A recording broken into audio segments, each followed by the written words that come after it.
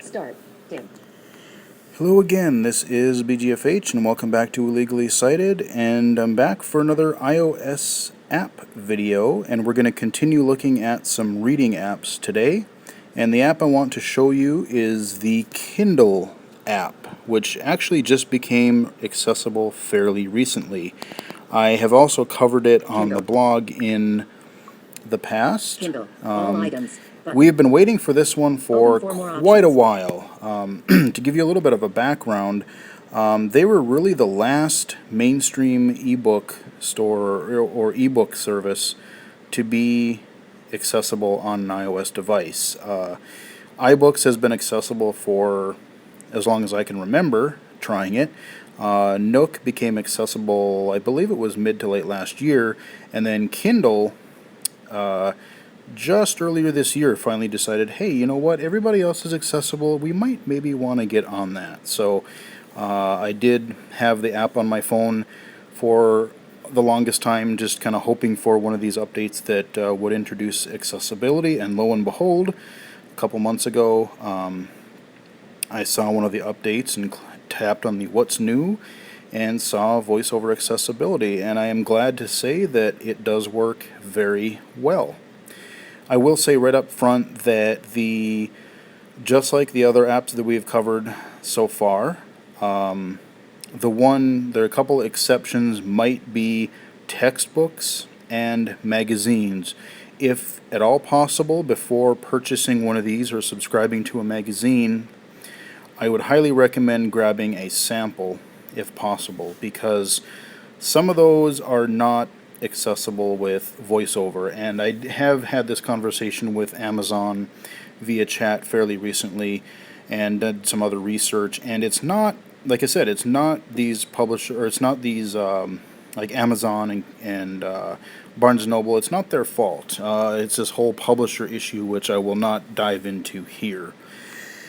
That said, if you want to look for some textbooks, or like I said, reading leisure books, they seem pretty much perfectly accessible. I've had no problems for everything that I've wanted to read so far. So let's take a look at this app. Across the top, Master all item. So I have all items. Masters of all items. And that is actually a button. And if I double tap that, basically I can choose all items. Well, let's pop into it here. Selected. All items. Search. I can search. Selected. All items. Books. Or books. Newsstand. Docs. Or docs. So if I use Amazon Cloud Drive, and if I have docs there, I can actually grab some of those as well. So that's pretty cool. I'm just going to stick with my all items that I have it set to. Done. And I'm going to go to my done button up in the upper right. Then below that, I have my list of books that I've downloaded. So remember in an earlier video I said I have a lot of gaming books, and this is primarily where I have a lot of those, because coincidentally shortly after the Kindle app became accessible, I saw a post on Joystick where they had some book bundle where I could get a whole bunch of books on gaming and various similar topics for dirt cheap, and so I bid on that to get some books into my Kindle library and test them for accessibility, and I'm interested in the topic, so it worked out. The first book I have Masters here... of Doom. How Two Guys Created an Empire and Transformed Pop Culture. Kushner. David. That is a great book. As you know from the channel so far, I'm really into id Software's games. I love Doom, Doom 2, Wolfenstein 3D, all of that kind of stuff. So if you at all are interested in games and first-person shooters, or Doom, or id Software, Wolfenstein, whatever, highly recommend the book. It's very good, very entertaining and worth reading. 250 indie games you must play. Mike Rose. All I'm doing is swiping through. Reading is lies they teach in school. Exposing the myths behind 250 commonly believed fallacies. Right. Herb. Book downloaded. Reading is 18% completed. So I haven't finished that yet, and it's nice that they give you the percentage of how far in you are.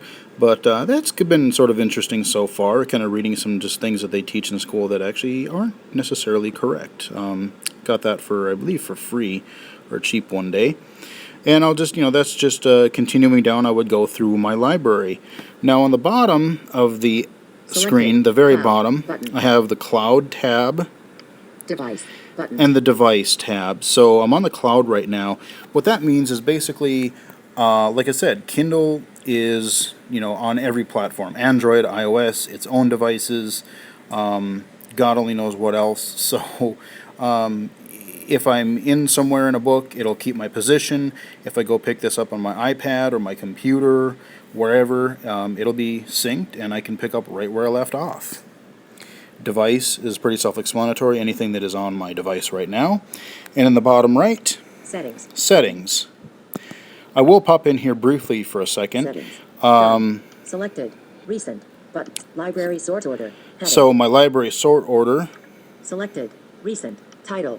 Button. Author. Again, I can sort my library by however I want, just like any other app. Sync. Button. Now, sync button. This is the button I wanted to show you because I have had a few cases where I've purchased a book and it hasn't shown up on my device right away. And if you want to be able to force it to do that quickly, you just double tap that sync button. It'll go out to the Amazon website and grab any new books that might happen to be available. Because remember, with these mainstream apps, Kindle, Nook, if they're not created or owned by Apple, you cannot search for and purchase books on your device, at least within the apps.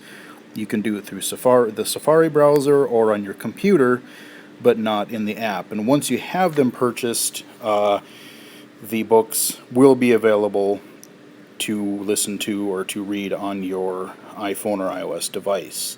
But that is a way to force it to sync more quickly if it doesn't do it automatically. And there's just a bunch of other like account options and support and contact and things like that in the help. So I'm just going to back out of there for now. Button. And how about we take a look at the interface for reading a book? For more Masters of Doom. I'm going to pop into this Masters of Doom book. Masters of Doom. Double tap Menu, that. Double tap for menu. Swipe 2 fingers down for continuous reading. Double tap and hold to select text. Just like Introduction, the two Johns there were. Okay, so just like the Nook app, it recognizes that VoiceOver is enabled and it gives us some nice hints. In Kindle, it disables the interface altogether, so all that you're looking at is the book, which is kind of nice if you want to read it that way. I can double tap the screen to bring up my menu interface, which I will do shortly.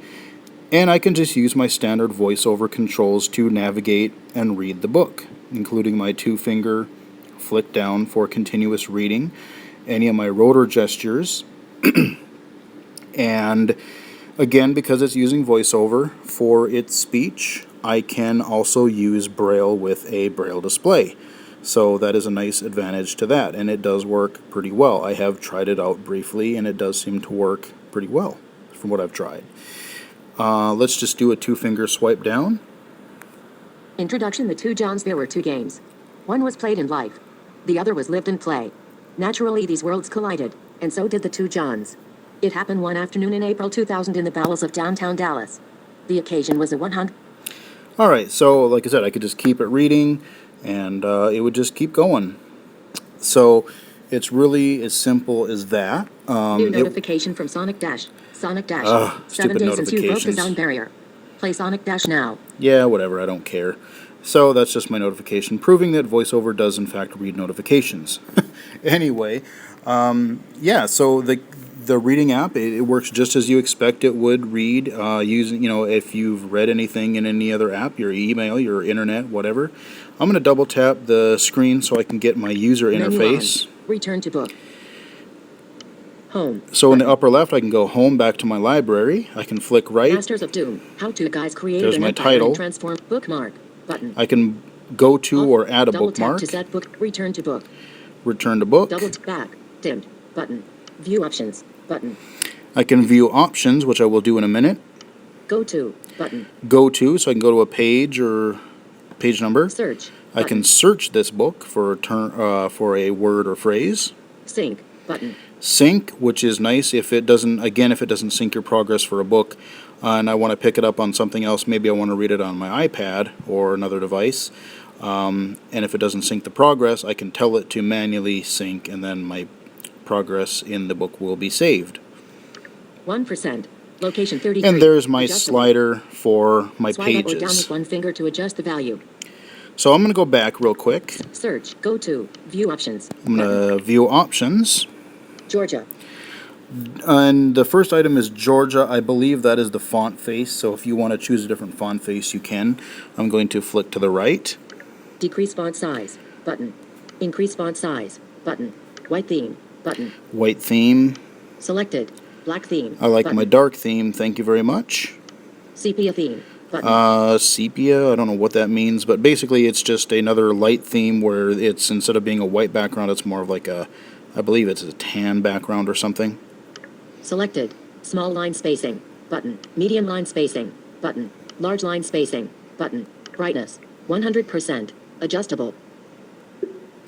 And that's it. So you can customize the look and feel of your book. You can choose a white or dark theme. You can adjust the text size a little bit and your brightness. So, you know, like I said, everything is pretty self-explanatory. You can read a book. You can bookmark it. You can, you know, jump between your sections or search for a body of text.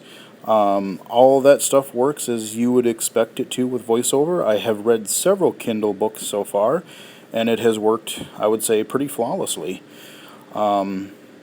So that is, yeah, a brief look at the Kindle app for iOS. I'm very glad that it is now accessible. The funny part, or the, well, funny/annoying part about this whole Kindle business is that, you know, the Kindle app has been out on iOS forever. And the annoying part was that for the longest time, if you tried to read a book in the Kindle app, you could sign in, you could navigate the settings areas, you could view the list of books in your library, you could do everything, pretty much everything, except read the book. So that was what was so frustrating for blind and visually impaired users, especially if you're using VoiceOver. You could do everything but read the book. And now Amazon has fixed that. And aside from those couple of quirks that I mentioned in these past few videos, these textbooks and magazines, I would say the vast majority of these books seem to be perfectly accessible. If you're not sure, or before you really want to plunk down any money, definitely go to the websites and try the sample. And if the sample works, you're probably good to go. So that has been a look at the Kindle app. Hope you guys enjoyed it. And until next time, I will talk to you guys soon.